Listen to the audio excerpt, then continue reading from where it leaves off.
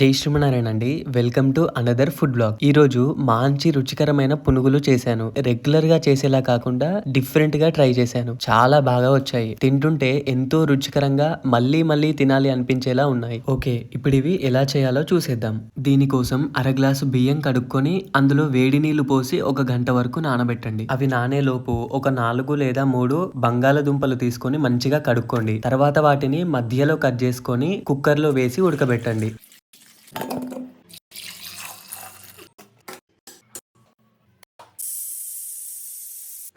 ఇలా మంచిగా ఉడికిన తర్వాత వాటిలో ఉన్న నీళ్లు తీసేసి పైనున్న పొట్టు తీసేయండి. ఇప్పుడు ముందు నానబెట్టుకున్న బియ్యంలోని వాటర్ని 90% తీసేసి బియ్యంని అలానే 10% ఉన్న వాటర్ని మిక్సీ పట్టండి. వీటిలో ఉడకబెట్టుకున్న బంగాళదుంపనేసి మళ్ళీ మిక్సీ పట్టండి. ఈ విధంగా అయిన తర్వాత ఇందులో ఒక స్పూన్ జీలకర్ర, కొన్ని సన్నగా కట్ చేసుకున్న పచ్చిమిర్చి, లైట్గా ఉప్పు వేసి మంచిగా కదంబం కలిపినట్టు కలపండి. అంటే మంచిగా కలపండి అని.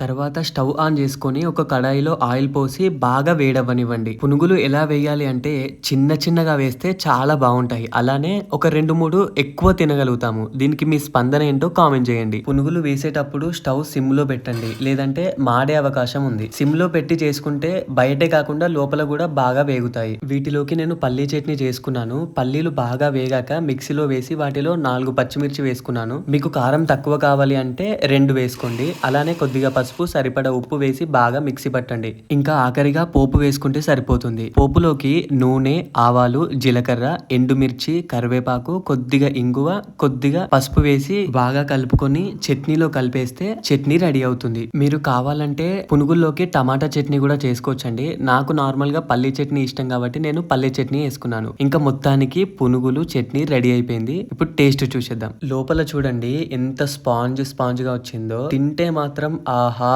చాలా బాగుంది అంటారు. నిజంగా అండి, చాలా బాగున్నాయి. ఈ వీడియో మీకు ఎలా అనిపించిందో కామెంట్ చేయండి. నెక్స్ట్ వీడియోలో కలుద్దాం. జై శ్రీమన్నారాయణ.